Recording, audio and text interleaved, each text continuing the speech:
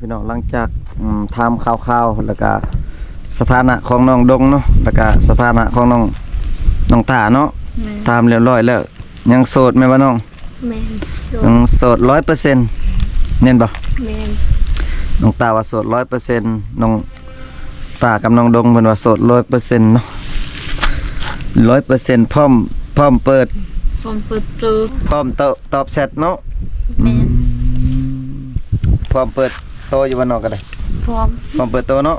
พร้อมถ้ามักกระทักหาได้เนาะแม่นพี่น้องเนาะตามนั้นเลย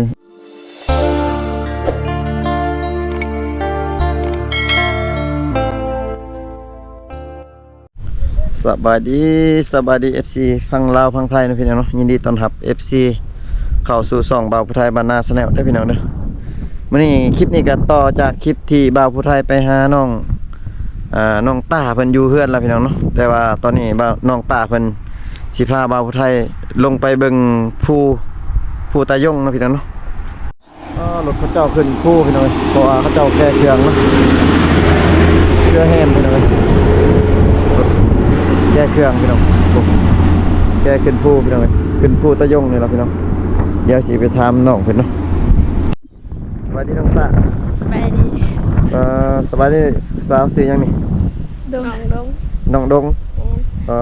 ปินมาเพิ่งดูเป็นกล่องพี่น้องสาวดงกับสาวตาพี่น้องมีแต่ผู้งามพี่น้องเนาะน้องสิพาไปทางใดนี่ตรงภูแม่นไปเบิ่งภูตายงเนาะไปชมธรรมชาติพี่น้องเดี๋ยวสิให้น้องเพิ่นพาเบาไทยไปเนาะไปติดตามมาชมกันพี่น้องเว้ยภาพงามดีพี่น้องวิวโคตรงามเลยพี่น้องงามพี่น้องเว้ย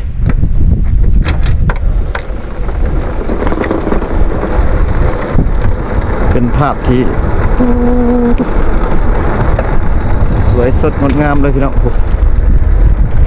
ยุลมเพิ่นเป็นอันนั้นเลยพี่น้องเป็นเซละน้องเนาะพี่น้องเนาะ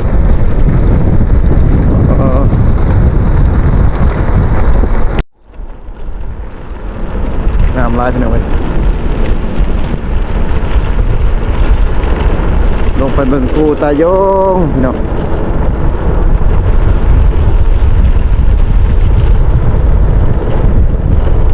งามหลาย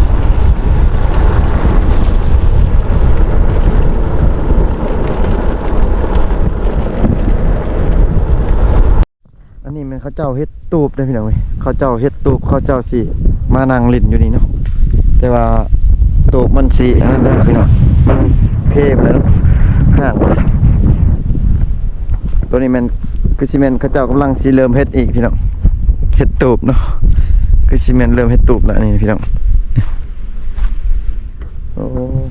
เจ้ากำลังเริ่มเฮ็ดงามถอดธรรมศาสตร์พี่น้องนี่จะเป็นน้องดงกับน้องตาเพิ่นเนาะพามาลินอยู่นี่ถอดธรรมศาสตร์งามพี่น้องเว้ยสาวตากับสาวดงเพิ่นพาบ่าวผู้ไทยมาลินอยู่พี่น้องน้องตาเคยมาลินตลอดบ่อยู่นี่น้องตาเคยมาตลอดเนาะสาวดงได้ซะเคยอยู่บ่สาวดงก็ว่าเคยสาวดงนี่ยังโสดอยู่บ่เนาะโสดอยู่เนาะน้องก็ยังอยากอายเนาะสาวตาก็ยังโสดคือเก่าเนาะน้องตาแม่นโสดทั้งสองนะพี่น้องเว้ยนี่สาวชนเผ่าตะโอ้ยพี่น้องเว้ยเนาะสาวชนเผ่าตะโอ้ยงามลายน้องเพิ่นพาบ่าวผู้ไทยมาเรียบเบิ่งธรรมศาสตร์พี่น้องงามพี่น้องเว้ยยอดทะเลวิวอากาศนี่ก็แดดอยู่แต่ว่าเย็นนะพี่น้องเว้ยอยู่นี่นะลมแห้งเนาะว่าลมพัดตลอดเลยพี่น้องบ่มีว่าบ่เย็นมันต้องเย็นตลอดอยู่ที่นี่พี่น้องอยู่ลมก็จะเป็นสายเซลานองเนาะสายเซลานองพี่น้องน้ำลายพี่น้อง สาวดงเมื่อกี้นี่คือว่าเห็นอันอุ้มมันยังอุ้มน้องบ่เนาะ น้องอุ้มน้อง อุ้มน้องเนาะบ่คิดว่าลูกบ่าวไทยเห็นคิดว่าลูกนะ บ่น้อง น้องเนาะ แม่น พ่อแม่ไปใช้น้องเอาน้องพ่อแม่น้องไปใช้ แม่เพิ่นเอาผัว ฮะ พ่อเพิ่งตายปะ พ่อเพิ่นเสียเนาะ แม่ แล้วเอาผัวใหม่ แม่น เอาผัวใหม่แล้วได้ลูกอีกคนนึง บ่แม่นลูกแม่ค่อย ลูกมาสาวเพิ่นจริง เมื่อกี้ได้ลูกนาสาวเนาะ แม่น เอาลูกนาสาวบ่เมื่อกี้นี่ แม่น แต่ว่าน้องน่ะก็อยู่กับแม่บ่น้องก็ได้ บ่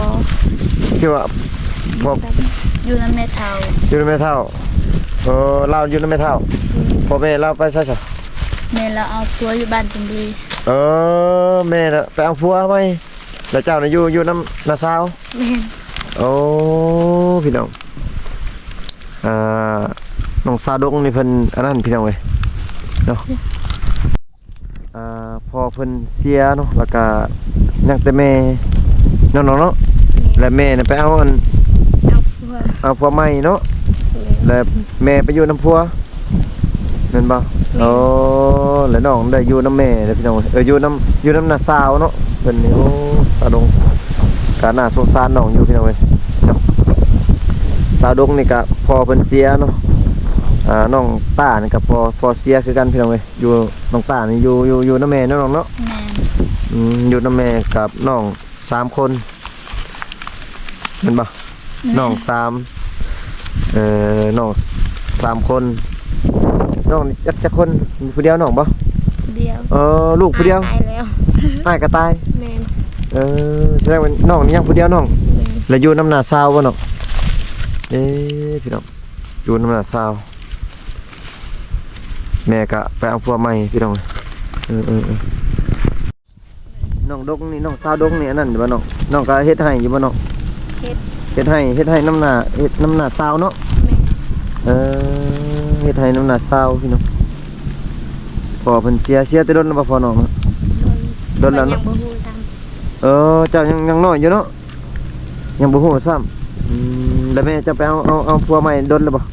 โดนแล้ว สักปีละได้แล้วบ่10 ปี บ่ บ่ฮอดเนาะ ประมาณ4 ปี ประมาณ4 ปี แต่ว่าน้องนี่อยู่น้ำหน้าซาวเนาะ แม่น พี่น้องมื้อนี้น้องตาเพิ่นพาหมู่เพิ่นมาแล้วก็ถามข่าวๆเพิ่นเลยเนาะก็คือกันพอของน้องตาก็เสียพอของน้องดงก็เสียพี่น้องแต่ว่าน้องตาอยู่นำแม่เนาะน้องเนาะ แม่น อยู่นำแม่อยู่พี่น้องเอ้ยสถานะเพิ่นก็ยังโสดพร้อมเปิดใจเพิ่นน้องตาเนาะ แม่น พร้อมเปิดใจน้องดงเด้อซะ โสดอยู่เนาะพร้อมเปิดใจให้ FC ล้มอยู่บ่เนาะล้มได้บ่ FC ได้ ล้มได้เนาะน้องก็เล่นเฟซอยู่บ่เนาะ ลิ้น เล่นเฟซอยู่เนาะพี่น้องซื้อเฟซน้องได้เนาะซื้อเฟซน้อง ทั้งไม่พอ ฮะ ระดับบางตั้งโทร ระดับดังไม่พอเนาะพี่น้องแต่น้องตาเนี่ยเฟซน้องเลย นางจิตตาน างนิตาน างจิตตาวงริบัน พี่น้องก็ทักหาน้องได้นะพี่น้องเนาะถ้าว่าอยากติดต่อยังทั้งน้อง2คนก็สามารถทักหาบ่าวไทยได้เนาะเดี๋ยวบ่าวไทยจะเอาให้เนาะถ้า FC อยากขอเฟซเขายังก็ให้ได้เนาะ ให้ได้ ให้ได้เนาะพี่น้องวันนี้น้องทั้ง2คนก็พาบ่าวไทยมาชมวิวพี่น้องก็ทำข่าวๆน้องเลยพี่น้องทั้ง2ก็โสดทั้งงามพร้อมพี่น้องงามปานนี้ก็ยังโสดเนาะน้องเนาะ โสด น้องดงเนาะ ยังโสด ยังโสดเจยคนบางงามยังโสดพี่น้องกันขี้ไล่คือเบาไทยนี่เด้ยยังบ่โสดนะ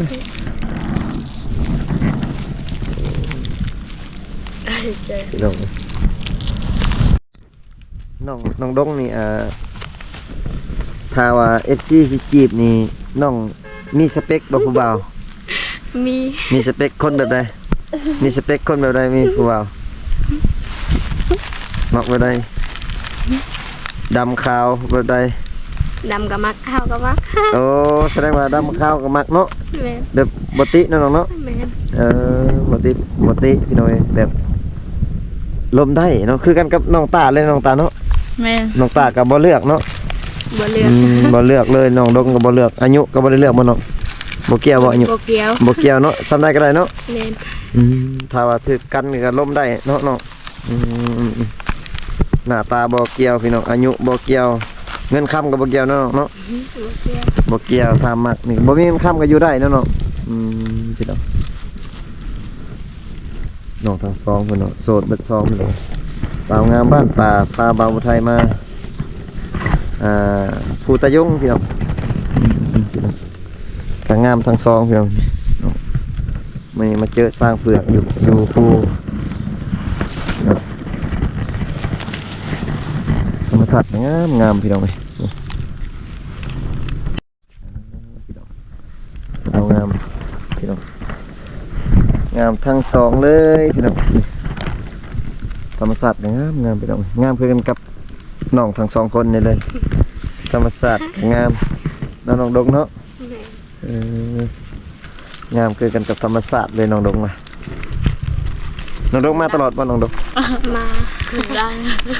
คนดังมา น้องดงนี่มาตลอดว่าน้องดง มา มาตลอดเนาะอยู่นี่เนาะชื่อน้องนี่ฮิตของน้องนี่คือกันบ่กับน้องตาลคือกันบ่ฮิตแบบอันอยู่เฮือนนี่ผู้บ่าวขึ้นไปลินอยู่เฮือนได้บ่น้อง ได้ ขึ้นลินอยู่เฮือนได้บ่น้องขึ้นได้แต่ว่าจับกอดได้บ่อยู่เฮือนได้บ่ได้บ่บ่ได้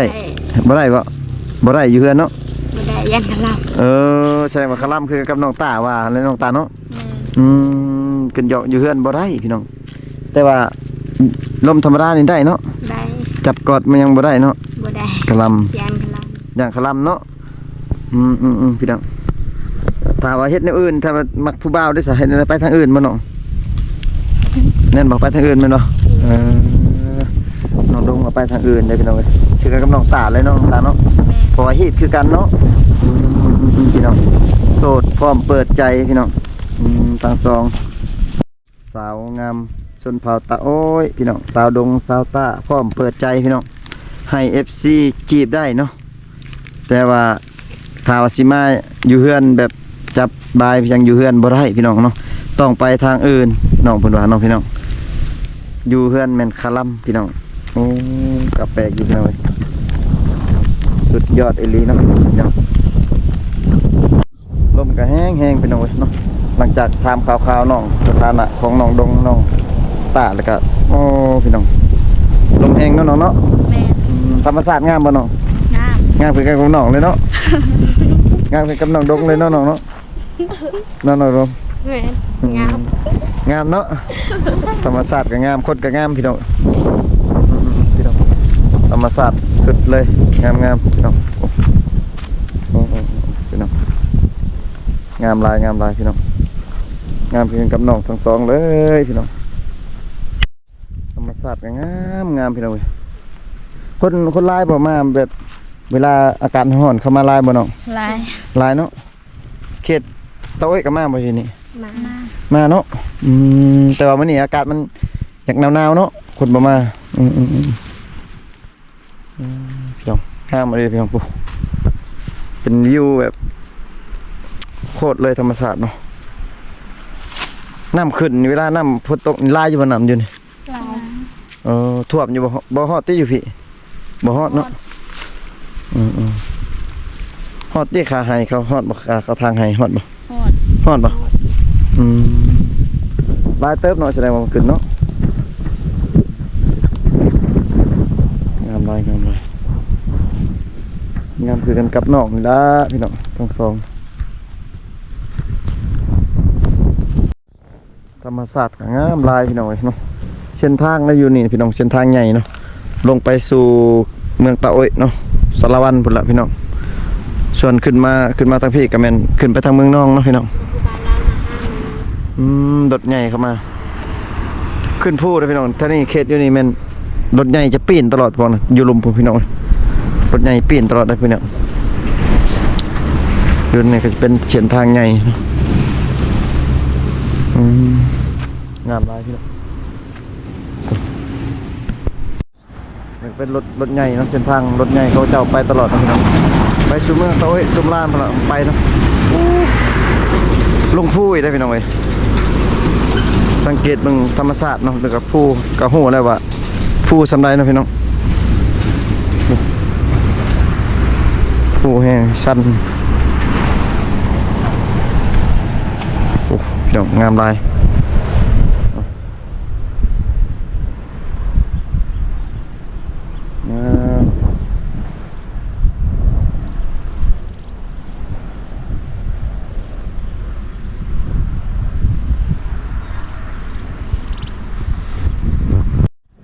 น้องตากับน้องดงก็นั่งยืนอยู่นะพี่น้องบ่แม่นนั่งเนาะยืนอยู่จักเป็นลมกันยังพี่น้องน้องๆเพิ่นพาบ่าวไทยมาชมวิวธรรมชาติเนาะพี่น้องภูตะยงภาพงามหลายพี่น้องมันบ่มีบ่ลงพี่น้องคันลงอยู่ลมนี่คือสิงามอยู่เด้อพี่น้องลงอยู่ลมนี่คือสิคัก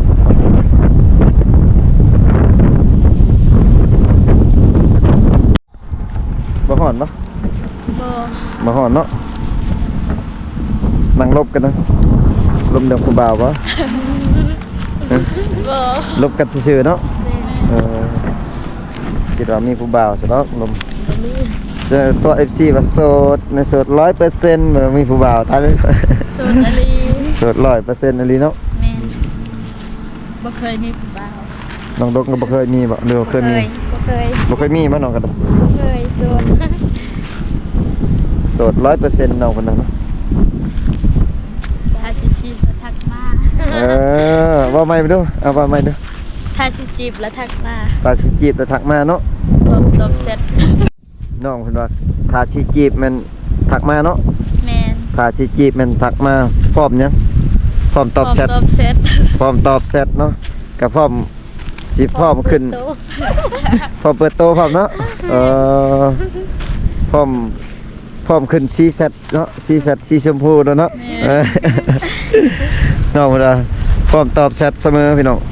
แล้วก็พร้อมขึ้นซีเซตสีชมพูเลยเพิ่นน่ะโอ้ยน้องตากับน้องดงพี่น้องโสด 100% เพิ่นน่ะน้องมีคำคมอยู่บ่น้องนะน้องมีคำคมอันให้ FC ฟังอยู่บ่บ่มีบ่บ่มีคำคมน้องเพิ่นมารถใหญ่เขาเจ้าแก่มันต้นพี่น้องเอ้ยรถใหญ่เขาแก่มันต้นเนาะแก่มันต้นไปสู่เมืองเตาอ้อยสระวันบ่แล้วพี่น้องก็รถอันนี้จักแซงนะพี่น้องเอ้ยก็มันจักแซงนะรถมาแดงแซงเลยรถเหยียดนี่มันแซงเลยพี่น้องเอ้ยทางโค้งๆมันแซงเลยบ่อันตรายเลยพี่น้อง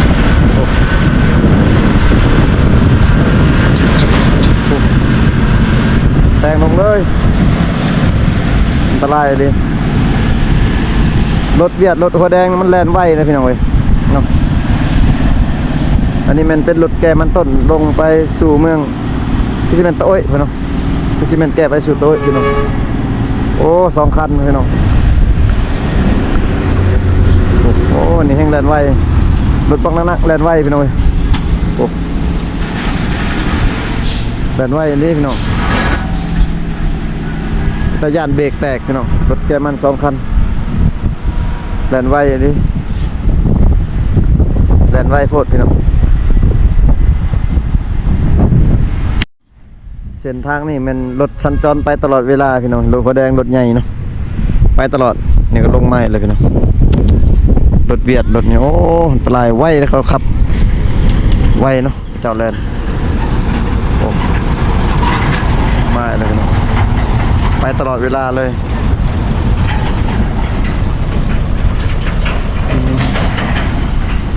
จุดนี้มันอันตรายพี่น้องเอ้ยโค้งภูธรรมศาสตร์กันงามเลย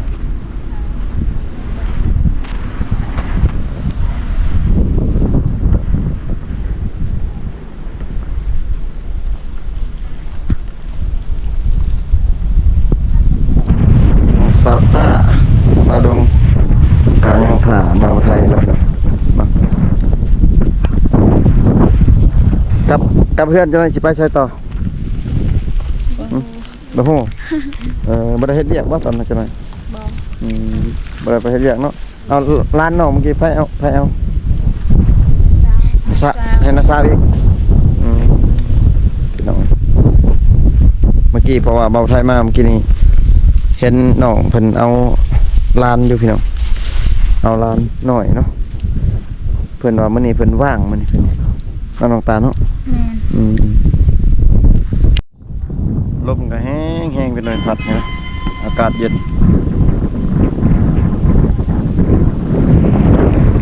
อากาศเย็นพี่น้องลมแห้ง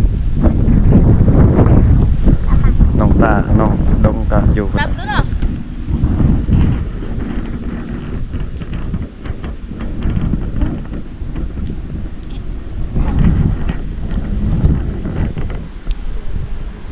เบาไทยเห็นคนดังพี่น้องเว้ยเนาะดังอยู่ในจักดังหรือบ่ดังพี่น้องเว้ยกลับไปเบิ่งนำกันเนาะเดี๋ยวเบาไทยสิไปทักทายพี่น้องไปถามเพิ่นไปถามมึงอยู่นี่ล่ะพี่น้องเนาะเห็นเพิ่นอยู่พุ่นล่ะพี่น้องเดี๋ยวเบาไทยสิไปถามเพิ่นเนาะเพิ่นมายังอยู่นี่เนาะนี่ตอนนี้เบาไทยกลับมาเจอคนดังเลยพี่น้องโอ้สบายดี สบายดี โอ้ไปใช่นี่ มา ไปจุดส่วนนะ สิเป็นจุดชวน แม่น โอ้กว้างบ่ชวนจังนะ อ๋อวางวันได้ด้วย สิปลูกหยัง สิปลูกสิปลูกกล้วย สิปลูกกล้วยบ่ แม่น สวนเจ้าบ่นี่ แม่น อันนี้ติตัวนี้ติแต่ซ้ำนี่บ่ สามีแหละ สิปลูกกล้วยอยู่นี่พี่น้องอยู่เทิงภูพุ่นน่ะพี่น้องได้เจ้าก็ลิ้น YouTube กันบ่ เพิ่งได้เสื้อนี่ ฮักก็ได้ซื้อใหม่เนาะนี่ แม่นน่ะ โอ้ กี่นี่แหละไปเอาสิเลิกเสียด YouTube กัน เริ่มเฮ็ด YouTube เนาะ แม่น โอ้ซื้อใหม่บ่นี่ แม่นน่ะ โอ้ของใหม่เลยพี่น้องเอ้ย เท่าไหรนี่โอ้ 200,000 โอ้200,000คนซื้อพี่น้องเนี่ย สั่งเอา สั่งอยู่เฟซเนาะ แม่นขายคาเฟ่ พี่น้องเอ้ย สั่ง มาเจอคนดังบ่าวดำ ส่งผมเพิ่นนี่ก็ว่าบ่แม่นเด้อพี่น้องเพิ่นจงไว้ตัดขายเนาะ แม่น ส่งผมนี่จงไว้ขายก็ได้เนาะ แม่น เนาะ แม่สุกเยอะ น้องสาวตาน้องสาวดงก็มาเบิ่งคนดังเนาะ แม่ น้องตามาเบิ่งคนดังเคยเห็นลาวอยู่ติ เคยเห็นลาวอยู่เนาะพี่น้องเบิ่งสังเกตเบิ่งวิวธรรมชาติโคตรงามเลยพี่น้องเอ้ยโอ้ตงามคือกันกับน้องตาน้องดงนี่ล่ะพี่น้องงามคือกันเลยพี่น้องพี่น้องบ่ได้เลี้ยงงัวเลี้ยงควายว่าจะควายจะปล่อยแล้วบ่ ปล่อยแล้ว โอ้ปล่อยแล้วเนาะ ไก่สิไปเลี้ยงแหละ ไก่ฮอดยามเลี้ยงเลยเนาะ แม่นล่ะ เออ เดือนหน้าเดือน6นั่น เออ เดือน7 นั่งกินขนมกับคนดังก่อนพี่น้อย